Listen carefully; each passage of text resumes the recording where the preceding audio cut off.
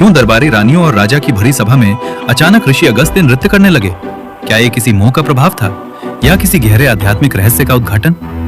सतयुग में राजा भद्राशु नाम के एक महान और प्रतापी राजा राज्य करते थे। उनका वैभव इतना प्रसिद्ध था कि उनके नाम पर ही भद्राशु वर्ष की ख्याति फैल गई थी। धर्म, शक्ति और समृद्धि तीनों उनके चरणों में थे। एक दिन उनके राज्य में तप के धनी महर्षि अगस्त्य मुनि पधारे। राजा ने अत्यंत आदरपूर्वक उनका स्वागत किया और 7 दिन तक राजमहल में ठहरने का आग्रह किया। मुनि ने सहर्ष स्वीकार किया। राजा की रानी कांतिमती अनुपम सुंदरी थी। उनके मुखमंडल की आभा ऐसी थी मानो 12 सूर्यों का तेज एक साथ झलक रहा हो।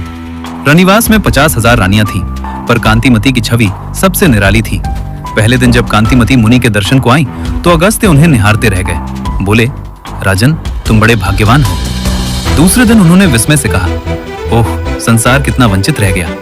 तीसरे दिन बोले, लोग उस गोविंद की माया को नहीं पहचानते जिसने एक क्षण की कृपा में इतना वैभव दे दिया। चौथे दिन हाथ उठाकर बोले, हे जगन्नाथ, आपकी लीला अपरंपार है। 5वें और 6ठे दिन भी उनके मुख से केवल आश्चर्य और प्रशंसा ही निकली, पर 7वें दिन सब कुछ बदल गया। सभा भरी हुई थी। रानियां, मंत्री, सैनिक सभी उपस्थित थे। कांतिमती जैसे ही मुनि के सामने आई, अगस्त्य अचानक बोले, राजा, रानी और यहाँ उपस्थित सभी लोग मूर्ख हैं जो मेरी बात का अर्थ नहीं समझ रहे। और इतना कहकर वे भाव विभोर होकर नृत्य करने लगे।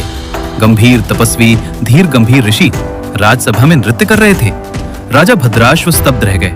विनम्रता से हाथ जोड़कर बोले, मुनिवर, कृपा कर इस रहस्य को स्पष्ट करें। अगस्त्य मुनि ने शांत स्वर में कहा, राजन, पूर्व जन्म में तुम हरिदत्त नामक एक वैश्य के सेवक थे।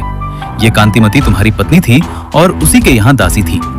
एक बार वैश्य ने भगवान विष्णु की पूजा हेतु व्रत रखा और मंदिर में दीप प्रज्वलित किया। पूजा के बाद उसने तुम दोनों को आदेश दिया कि ये दीपक रात भर बुझने न पाए। तुम दोनों ने पूरी रात जागकर उस दीपक की रक्षा की, एक क्षण को भी उसे बुझने नहीं दिया। वही छोटा सा सेवा कार्य आज तुम्हें इस जन्म में राजा और रानी बना गया। सभा में सन्नाटा छा गया। मुनि आगे बोले, वो दीपक तुम्हारा नहीं था, तुमने केवल उसकी रक्षा की थी और इतना महान फल मिला। तो जो स्वयं श्रद्धा से विष्णु मंदिर में दीप जलाते हैं, उन्हें कितना पुण्य मिलेगा। इसी भाव से मेरा हृदय भर आया और मैं नृत्य करने लगा। मुझे हर कर्म में केवल श्री विष्णु की महिमा दिखाई देती है। राजा की आंखें कृतज्ञता से भर उठी। उन्होंने प्रणाम कर कहा, मुनिवर, आपने आज हमारे जीवन का रहस्य खोल दिया। अगस्त्य मुनि ने आशीर्वाद दिया, तुम्हें शीघ्र ही योग्य पुत्र की प्राप्ति होगी, पर अब मुझे कार्तिक पूर्णिमा पर पुष्कर जाना है।